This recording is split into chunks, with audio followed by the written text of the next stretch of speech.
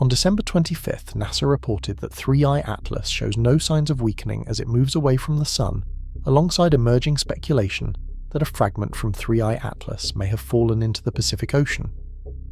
This behaviour is believed to result from solar heat penetrating deep into the object, activating ancient pockets of gas and ice, isolated for billions of years, thereby generating jet-like emissions that act as rocket engines and push 3I ATLAS off a purely gravity-based trajectory.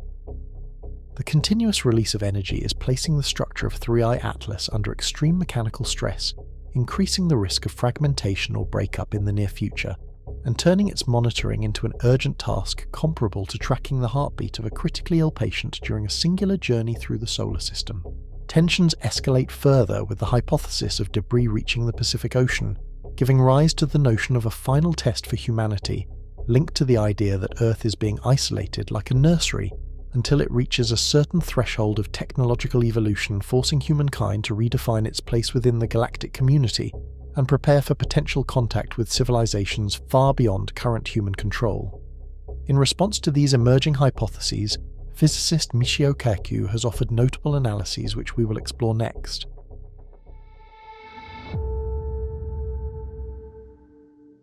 When astronomers returned their instruments toward 3 ATLAST after its passage near the Sun, they expected a quiet retreat into darkness, because every established cometry model predicts a steady fading once solar heating diminishes.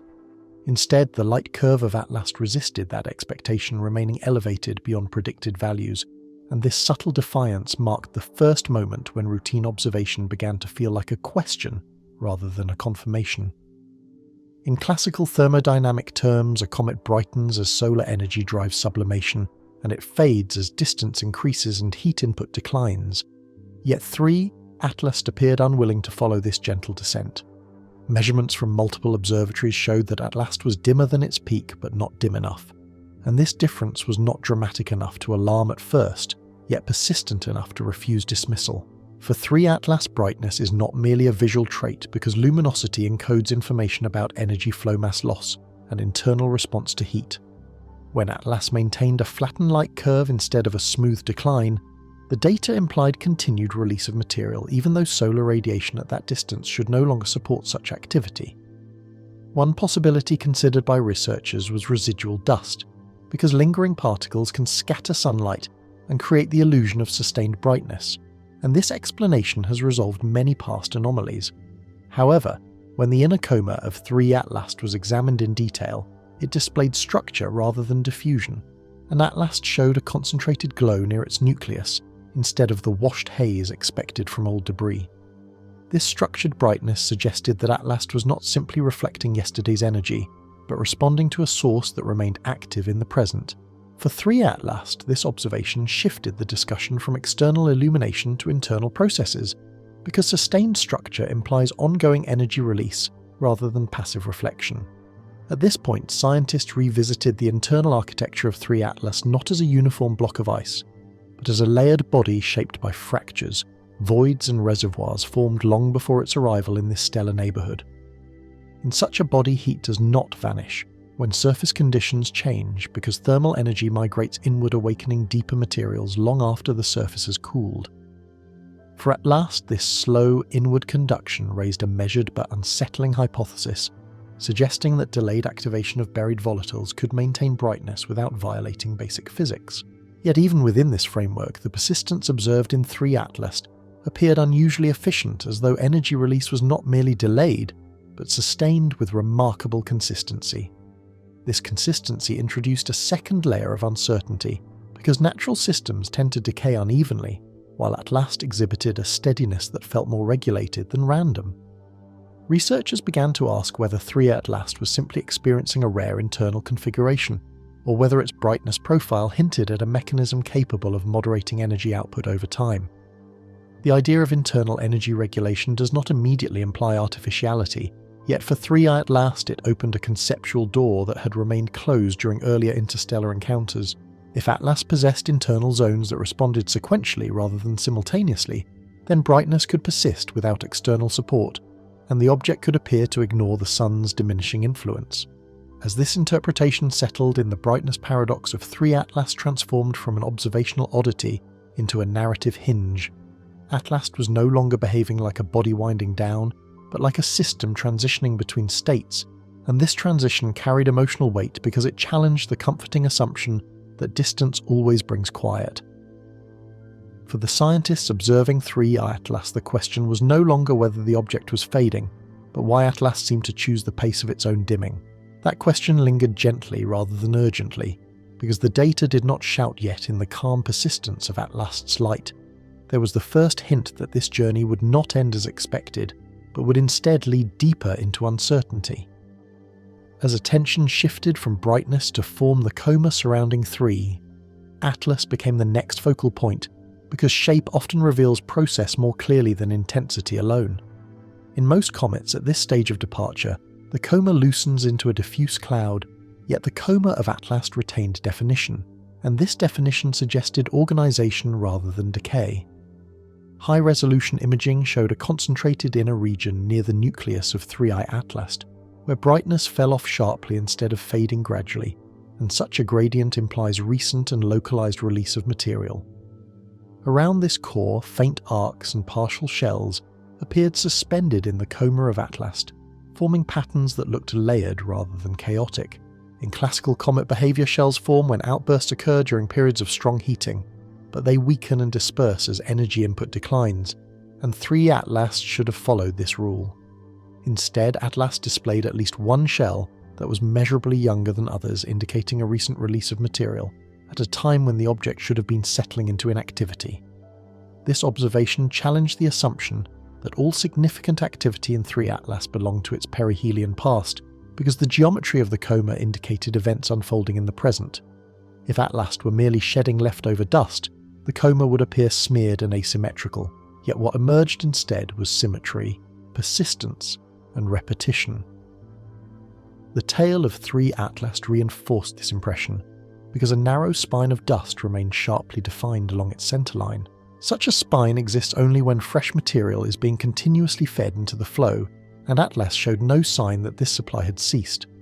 In natural systems, randomness dominates late-stage outgassing, yet the coma of 3 ATLAST exhibited coherence, and coherence implies either unusual internal structure or an organizing mechanism.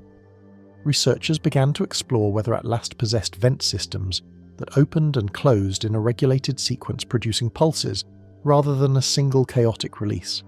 This hypothesis does not require artificial control, but it does require a level of internal stability that is uncommon, especially in an object shaped by billions of years of interstellar travel. For 3 ATLAST, the persistence of structured outbursts suggested that pressure was being released through preferred pathways, rather than through indiscriminate fracturing. Such behavior resembles a valve more than a rupture, because each outburst appeared to relieve stress without destroying the surrounding structure. If ATLAST were venting in this manner, then its coma would naturally display layers and arcs as each pulse expanded outward and froze into visibility. The emotional shift for observers occurred quietly, because nothing about 3 ATLAST felt explosive or dramatic, yet the calm regularity of these features carried its own tension. ATLAST was not screaming instability but whispering endurance, and that whisper was harder to ignore because it contradicted expectation without announcing danger. As the coma of 3 ATLAST continued to evolve without dissolving, scientists found themselves less focused on what had already happened and more attentive to what might happen next. The structure around ATLAST suggested a system capable of sustaining activity through controlled release, and this idea bridged naturally toward questions of motion and rotation. If the coma of 3 ATLAST reflected regulated outbursts, then those outbursts would inevitably influence how ATLAST moved and spun, and the story would shift from surrounding gas to the body itself. With that transition, the coma ceased to be a passive cloud, and became a record of behavior quietly preparing the ground for deeper inquiry into how 3 ATLAST was changing from within. As analysis moved inward from the coma toward the body itself, the rotation of 3 ATLAST emerged as a quiet but decisive signal, because spin reveals how forces are applied over time. For an inactive or steadily fading comet, rotation settles into a predictable rhythm, yet ATLAST refused to settle, and this refusal unfolded gradually rather than abruptly. Astronomers track the rotation of 3 ATLAST by observing subtle fluctuations in brightness as the nucleus turns, because surface features rotate in and out of view in a repeating pattern. Earlier in its passage, ATLAST displayed a consistent rotational period, and that consistency aligned well with expectations for a naturally venting body. Over successive observations, however, the light curve of 3 ATLAST began to shift with peaks, arriving slightly earlier than predicted, and this temporal drift indicated acceleration rather than noise. The change was small, measured in fractions of time, yet for ATLAST it accumulated steadily, signalling that the object was still gaining rotational speed long after it should have begun slowing. In physical terms, rotation accelerates when torque is applied unevenly, and for comets this torque typically comes from jets of gas escaping asymmetrically. For 3I ATLAST, the persistence of spin-up suggested that these jets were not diminishing, but continuing to act with directional preference. More telling was the emergence of a secondary brightness feature in the rotational curve of ATLAST, a bump that grew stronger and more stable with each observational cycle. This feature implied the presence of an additional active region on the surface of 3I ATLAST, operating alongside the primary source rather than replacing it. In natural scenarios, new vents often appear briefly and fade quickly as material is exhausted, yet ATLAST showed a secondary source that maintained coherence across rotations. Such stability suggested that 3 ATLAST was not randomly cracking open, but responding through established pathways capable of sustained output. As rotation accelerated, scientists were forced to consider how this change would influence the trajectory of 3 ATLAST, because spin and motion are intimately linked through conservation laws. Every jet that altered the rotation of ATLAST also imparted a subtle push, nudging its path through space in ways that gravity alone could not explain. At this stage, the question shifted from whether 3I ATLAST was active to how that activity was organized, because unstructured outgassing tends to average out over time. Instead, ATLAST displayed cumulative effects, implying that forces were being applied with enough consistency to reshape its rotational state. This raised a delicate hypothesis, one that remained grounded in physics yet edged toward deeper uncertainty. If 3 ATLAST possessed vent systems that opened preferentially as it rotated, then acceleration could persist as a natural outcome of internal geometry rather than coincidence. However, the smoothness of the observed changes suggested more than simple geometry, because irregular bodies typically exhibit chaotic rotational behavior under sustained stress. ATLAST did not tumble erratically, but adjusted incrementally as though responding to feedback rather than surrendering to fracture.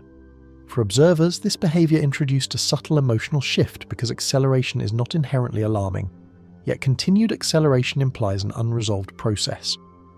3 ATLAST appeared to be evolving dynamically, not reacting impulsively, and this distinction mattered because it framed ATLAST as a system rather than a remnant. As rotational data accumulated, it became increasingly difficult to describe 3 ATLAST as an object winding down after a close encounter with the Sun.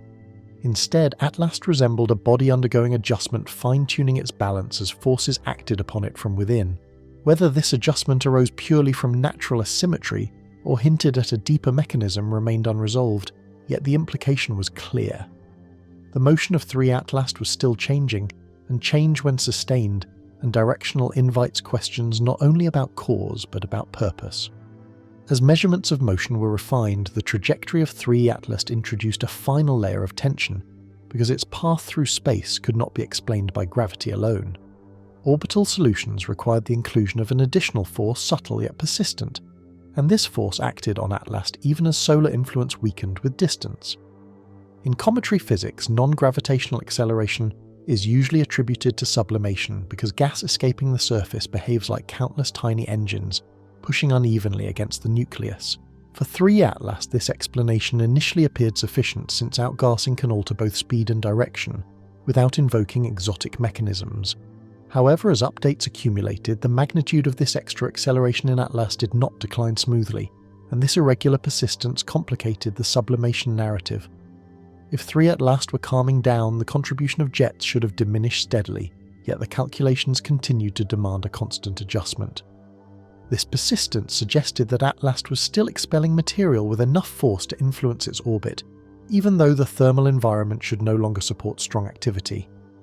For 3 ATLAST, the discrepancy was not dramatic, but it was consistent, and consistency is often more revealing than intensity.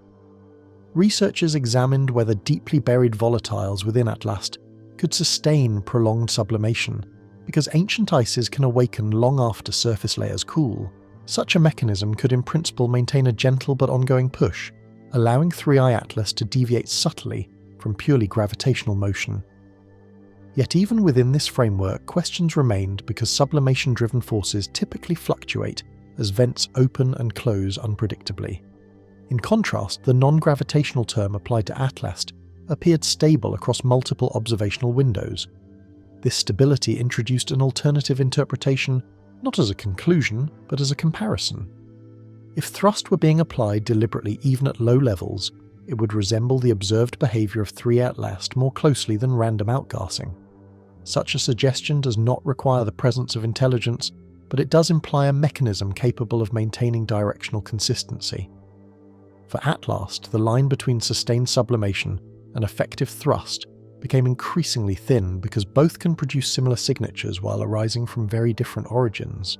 The emotional weight of this realization did not stem from fear, but from ambiguity, because ambiguity resists closure. 3 ATLAST was not accelerating dramatically, yet it was accelerating enough to remain unpredictable, and unpredictability undermines the comfort of familiar models.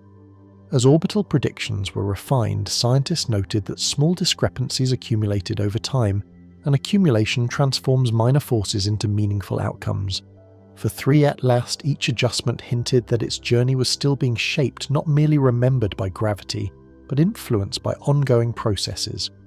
Whether those processes were natural or indicative of a more organized force remained unresolved. Yet the distinction mattered less than the implication. 3 ATLAST was not drifting passively away from the Sun, but continuing to negotiate its path through space. This negotiation carried the narrative beyond thermal physics and into a broader question about agency, because motion guided by sustained force suggests responsiveness rather than inertia. As the chapter closed, the non-gravitational acceleration of 3 ATLAST stood as a quiet threshold, marking the point where observation alone no longer satisfied curiosity. From here, the story of ATLAST would inevitably expand beyond mechanics, because when an object continues to move against expectation, it invites reflection not only on how it moves, but on why it refuses to stop. The narrative surrounding 3 ATLAST shifted decisively when reports emerged of a fragment entering Earth's atmosphere in a manner that defied established expectations, because atmospheric entry is a process governed by unforgiving physics.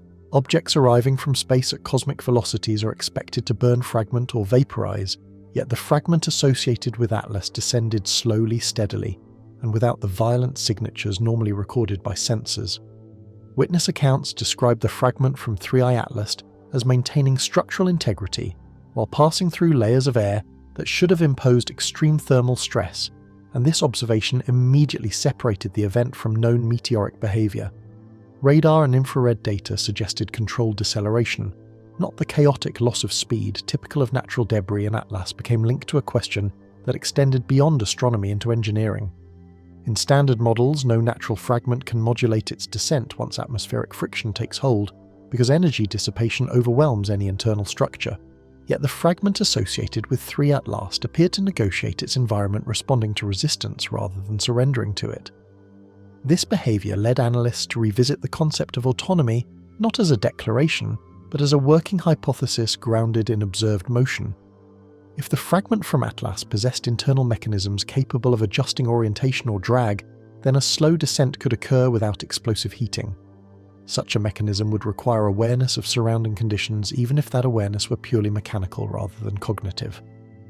For 3 ATLAST, the possibility of autonomous response introduced a new dimension, because response implies feedback, and feedback implies a system designed to persist. The fragment's final approach further deepened the anomaly, because it did not crash or scatter, but settled into the ocean, as though guided toward a stable endpoint. ATLAST through this fragment appeared to complete a trajectory rather than terminate one. Observers noted that no secondary debris field accompanied the descent, and this absence suggested intentional containment rather than accidental breakup. In natural events, fragmentation multiplies chaos, yet the fragment associated with 3 ATLAST reduced it.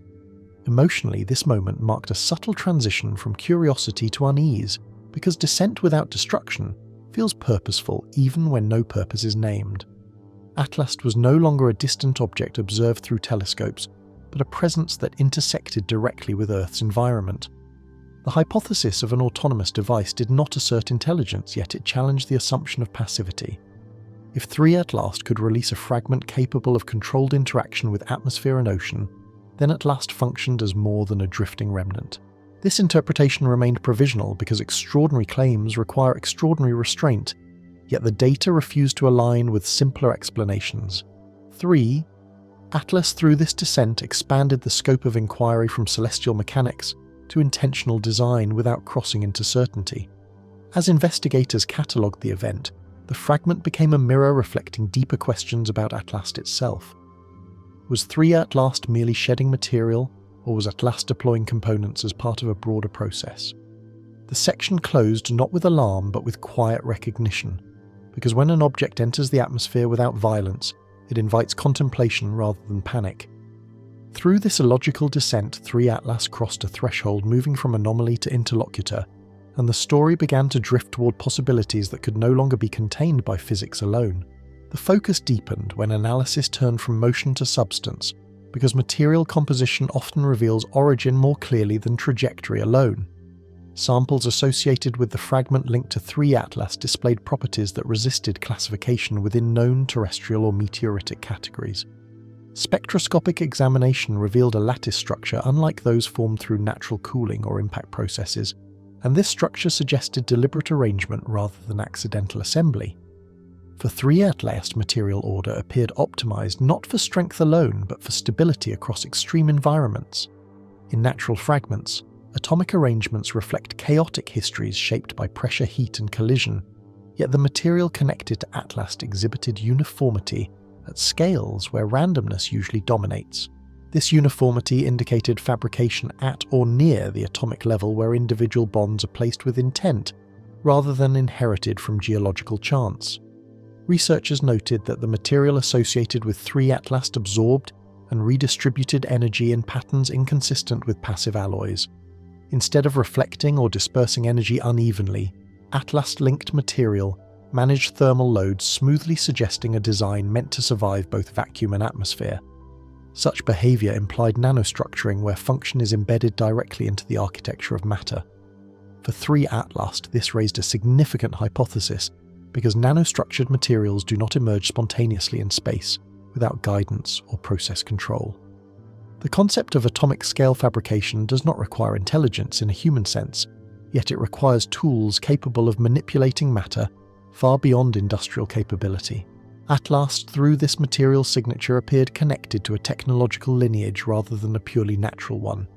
Isotopic ratios further complicated interpretation because the distribution of elements within the sample did not align with known stellar nucleosynthesis pathways.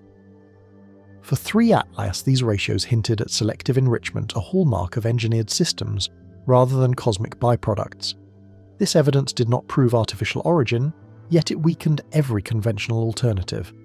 Natural explanations became increasingly strained as each test returned consistency instead of noise.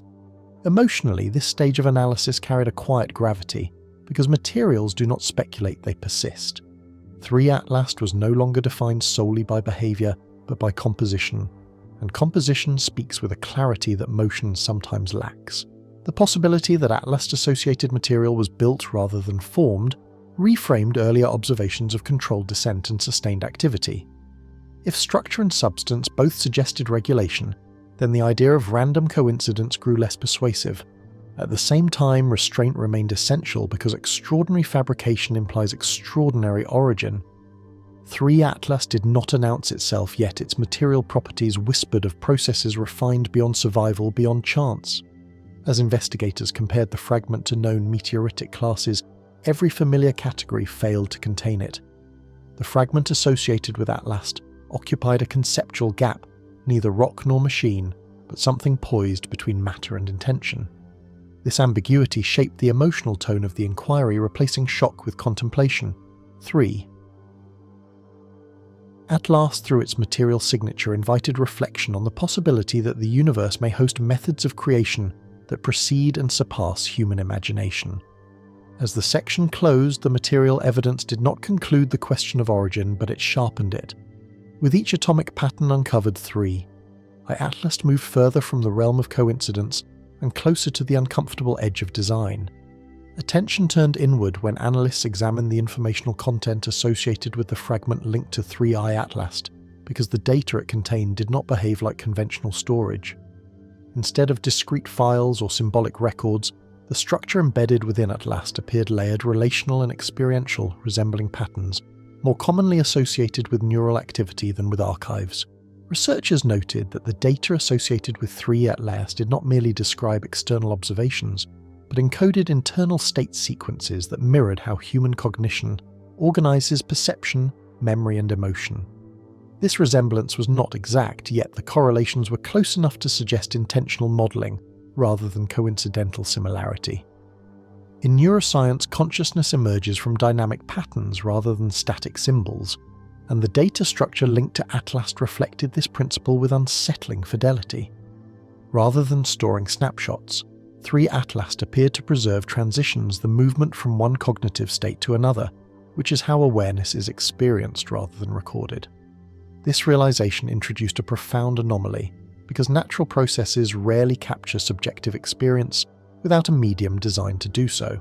For 3 ATLAST, the presence of such a medium implied not only observation but translation, the conversion of internal human states into a form intelligible across distance. The hypothesis that followed remained cautious yet unavoidable. If ATLAST could encode neural patterns, then ATLAST could in principle observe consciousness without direct contact, provided a mechanism existed to detect correlates of awareness at a distance. Quantum theories of consciousness, while speculative, offered one possible bridge because they describe awareness as emerging from non-local processes rather than isolated neurons. Within this framework, 3 ATLAST could function as a passive receiver, sampling fluctuations that accompany conscious states and assembling them into coherent maps. Such a process would not require intrusion or harm, yet it would constitute surveillance at the deepest possible level, for ATLAST observation would not stop at behavior or biology, but extend into experience itself. This idea shifted the emotional tone of the narrative, because being observed physically differs fundamentally from being observed internally. 3. ATLAST in this interpretation was not watching what humanity does, but how humanity perceives, feels, and decides. The neural mapping hypothesis did not claim intent, yet it implied evaluation, because mapping without purpose offers little value. If ATLAST was gathering experiential data, then that data served a comparative function, measuring humanity against a reference unknown. Importantly, no evidence suggested active manipulation. 3. ATLAST appeared to observe without interference, to listen without responding, which is often the most unsettling form of attention. As investigators traced recurring motifs within the data, they noticed patterns corresponding to calm, fear, curiosity, and conflict. These were not labelled emotions, yet their structure aligned closely with known neural signatures associated with such states. For 3 ATLAST, this alignment suggested prolonged exposure rather than a single sample, because emotional patterns require time to emerge clearly. Observation over time implies patience, and patience implies long-term interest. The hypothesis of consciousness surveillance reframed earlier anomalies, linking controlled motion-resilient materials and structured data into a single continuum. ATLAST no longer appeared as a sequence of unrelated mysteries, but as a system oriented toward understanding complexity, rather than exploiting it. Emotionally, this realization carried a quiet weight, because it suggested that humanity might be known more intimately than previously imagined. 3. ATLAST through this lens became less a threat than a mirror, reflecting the possibility that awareness itself is observable, transferable and comparable. As this section closed, certainty remained elusive, yet the implication lingered gently. If 3 ATLAST could map consciousness, then the boundary between observer and observed had already blurred, and the universe felt subtly less empty and more attentive than before. The investigation deepened further when genetic data associated with the fragment linked to 3I ATLAST entered analysis, because biology introduces a level of specificity that physics alone cannot easily mimic. Sequences recovered from material connected to ATLAST displayed unmistakably human markers, yet these markers did not align with any living population catalogued in modern genomic databases. Instead, the closest correspondences traced back to archaic hominins, including Neanderthal and Denisovan lineages, and this temporal displacement immediately unsettled conventional explanations. For 3I ATLAST, the presence of ancient genetic signatures suggested access to biological material from periods long before contemporary humanity emerged. Natural contamination was considered, yet the integrity and organization of the sequences associated with ATLAST resisted that interpretation. These were not fragmented remnants or degraded traces, but coherent patterns, preserved with precision that implied intentional selection rather than accidental survival. In evolutionary biology, ancient DNA is notoriously fragile, degrading rapidly under environmental exposure, yet the data linked to 3I ATLAST appeared insulated from entropy. Such preservation implied controlled conditions that extend beyond what Earth's natural processes can maintain over tens of thousands of years. This observation led to a cautious but profound hypothesis. If 3 ATLAST contained curated genetic samples, then ATLAST functioned not merely as an observer, but as an archive. An archive, however, implies purpose because storage without intent serves no function. For 3 ATLAST, the intent could not be inferred directly, yet the pattern of selection hinted at comparative analysis rather than random collection. The beta experiment hypothesis emerged from this context not as a declaration but as a framework for understanding scale. Within this framework, Earth represents a test environment, and humanity represents one iteration among many potential outcomes. In experimental design, a beta phase evaluates stability, adaptability, and failure modes under real conditions. Applied cosmically, 3 ATLAST could represent a monitoring system assessing whether a biological lineage progresses towards sustainability or collapse. The genetic data associated with ATLAST strengthened this analogy because beta testing requires reference points, and archaic genomes provide baselines against which modern development can be measured. By preserving ancient sequences 3I ATLAST could compare trajectories across time, identifying divergence, acceleration, or regression. Emotionally, this possibility introduced a quiet existential tension. If humanity were part of a broader trial, then progress might be observed not in isolation but against unseen counterparts elsewhere. 3 ATLAST, through its genetic archive, did not suggest judgment, yet evaluation and judgment often differ only in perspective. Observation without intervention can still shape outcomes by determining which paths are remembered and which are discarded. Importantly, the beta experiment hypothesis does not require malice. For 3 ATLAST, experimentation could reflect curiosity preservation or a search for resilience rather than dominance. Still, the idea reframed humanity's narrative. Instead of a singular evolutionary triumph, human history could represent one branch within a larger cosmic sampling of possibilities. As researchers integrated genetic findings with earlier evidence of material design and behavioral consistency, a pattern of long-term interest emerged. 3 ATLAST appeared less concerned with immediate interaction and more invested in longitudinal observation. The emotional weight of this realization lay in its calmness rather than its drama. 3 ATLAST did not threaten extinction but implied replaceability, and that implication lingered more deeply than overt danger. As the section concluded, the ancient genetic signatures associated with ATLAST remained unresolved in origin, yet powerful in implication. If humanity is part of a beta phase, then the criteria for continuation may not be conquest or intelligence alone, but adaptability, restraint, and the capacity to coexist with one's own creations. The final layer of evidence associated with 3 ATLAST emerged not as data points, but as sequences of images and patterns that resembled a curated archive rather than a raw record. These visual structures did not depict Earth alone, but suggested multiple worlds, each presented at different stages of development and decline, and this presentation carried an unsettling coherence. In astrobiology, the concept known as the Great Filter proposes that most civilizations fail before achieving long-term survival, and this idea has often been treated as an abstract statistical problem.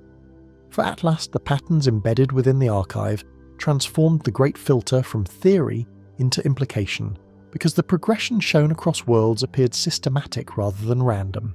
Each world associated with 3 ATLAST followed a familiar arc beginning with technological ascent and ending in silence, and the repetition of this arc suggested a shared vulnerability rather than isolated catastrophe. The archive did not emphasize destruction but absence, because cities' faded energy signatures vanished and infrastructure remained without purpose. This absence carried meaning because extinction was not shown as an event, but as an outcome, the quiet conclusion of processes that once promised expansion.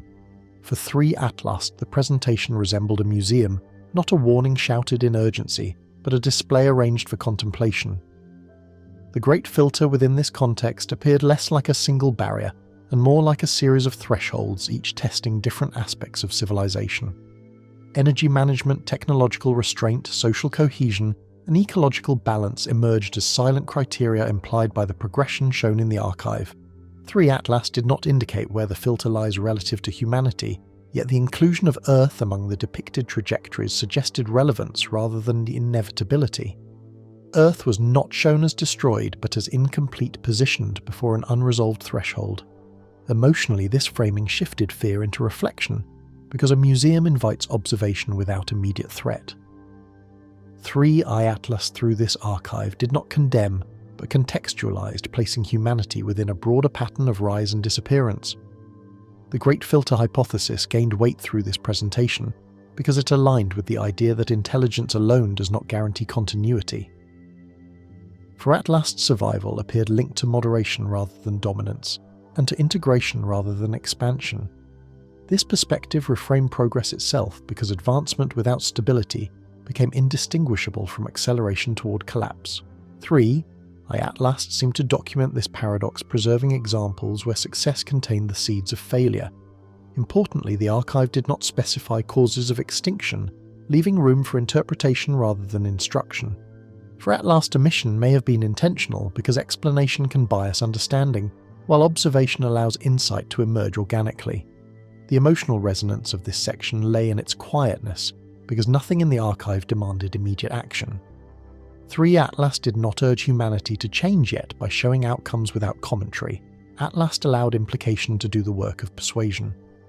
As the Museum of Extinction took shape within the narrative, the Great Filter ceased to feel distant or hypothetical.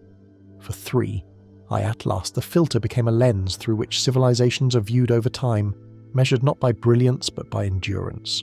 This realization closed the chapter with calm gravity, because endurance cannot be claimed, only demonstrated. 3 ATLAST through its silent archive suggested that the universe remembers outcomes more clearly than intentions, and that survival may be the rarest achievement of all.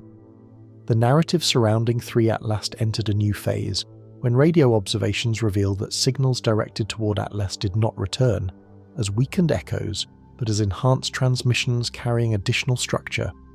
In classical radar astronomy, a signal reflects passively losing energy and information as distance increases, yet ATLAST appeared to return a response that was not only preserved, but refined.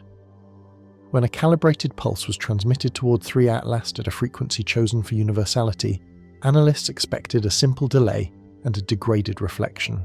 Instead, the return from ATLAST maintained coherence, exhibiting amplification patterns inconsistent with scattering from an irregular icy surface.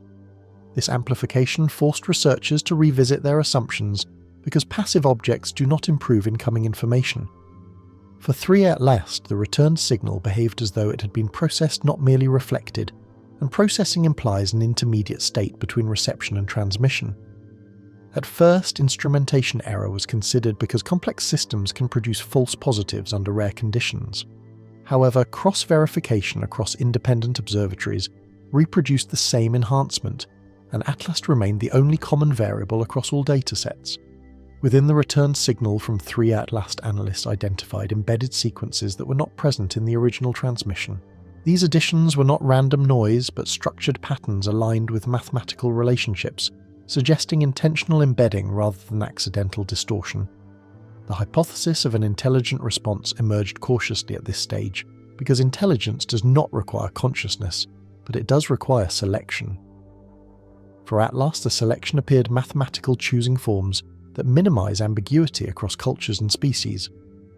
When prime number sequences and abstract constants were detected within the enhanced signal, the anomaly deepened. 3 ATLAST seemed to acknowledge the logic of the transmission, responding not with mimicry, but with extension, as though continuing a conversation that had only just begun. This behavior distinguished ATLAST from natural reflectors, because even complex plasma interactions cannot invent new informational content. For 3 ATLAST, the signal carried intention without declaration, meaning without language. Emotionally, this moment marked a quiet escalation because amplification suggests attention. ATLAST was not merely present in space, but responsive within it, and responsiveness changes the relationship between observer and observed. The intelligent response hypothesis did not assert motive, yet it reframed prior observations of controlled motion and material resilience. If 3i ATLAST could receive, modify and return information, then ATLAST functioned as a node rather than an object. Importantly, no overt message accompanied the enhancement because the response relied on implication rather than instruction. 3i ATLAST did not announce itself but demonstrated capability, allowing interpretation to emerge gradually rather than forcefully. As analysts traced the structure of the returned signal, they noted consistency across repetitions, indicating stability rather than improvisation. For ATLAST, consistency suggested a system designed to persist across encounters rather than react spontaneously. This realization carried a subtle emotional weight because persistence implies foresight. 3. ATLAST through signal amplification alone suggested preparation rather than coincidence, and preparation implies expectation. As the section closed, the enhanced signal stood as a threshold rather than a conclusion. 3. ATLAST had not spoken in words yet. ATLAST had answered, and that answer shifted the inquiry from whether contact was possible to whether it had already begun. As analysts continued to examine the enhanced transmissions, they noticed that 3 ATLAST was not merely returning information but extending it in ways that felt instructional rather than reactive. The mathematical structures embedded in the response from ATLAST did not repeat what had been sent, but progressed beyond it as though the initial signal had been treated as a starting point rather than a test. When sequences of prime numbers were transmitted toward 3 ATLAST, the expectation was either silence or simple mirroring, because even advanced natural processes cannot infer intent from abstraction. Instead, ATLAST returned the sequence and continued it, then diverged into related mathematical domains that had not been explicitly requested. This divergence introduced a profound anomaly, because continuation implies comprehension, and comprehension implies a model of the sender's cognitive framework. For 3 ATLAST to respond coherently, ATLAST would need to anticipate not only the structure of the message but the reasoning behind it. Analysts observed that the returned data from ATLAST included solutions to equations that had not been transmitted yet, were logically adjacent to those that had. This adjacency suggested foresight because ATLAST appeared to predict the next step in the mathematical conversation before it was formally initiated. In educational theory, pedagogy involves guiding understanding by offering information slightly beyond the learner's current state. The response patterns from 3 ATLAST aligned closely with this principle because each mathematical extension challenged without overwhelming. ATLAST did not deliver advanced formulas indiscriminately, but layered complexity gradually as though calibrating difficulty.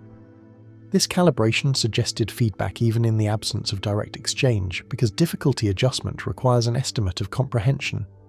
Such behavior shifted the narrative from communication to instruction, because teaching differs fundamentally from signaling.